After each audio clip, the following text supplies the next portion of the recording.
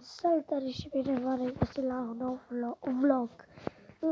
Astăzi o să vă spun ceva. Eu acum m-am apucat de YouTube și vreau să fac filmări cu stand-off, adică cum dau eu 1v1 cu prietenii mei și cu ăștia de pe TikTok care îmi scriu comentarii să dau 1v1 cu ei. Deci eu v-am spus să ne arăt și fața aici.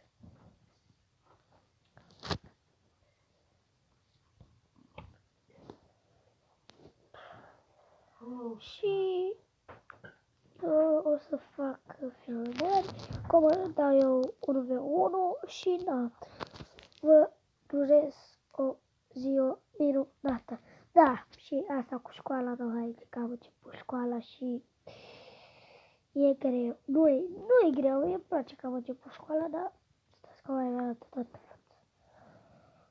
Bă, mie chiar îmi place că am început școala, dar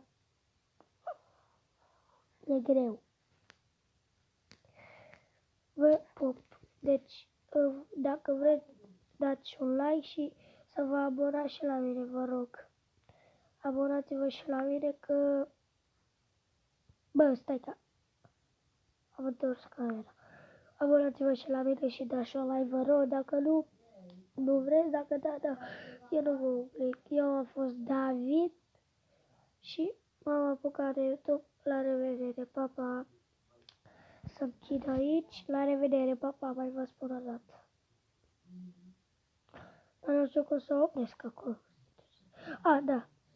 La revedere, ceau. Eu o să postez.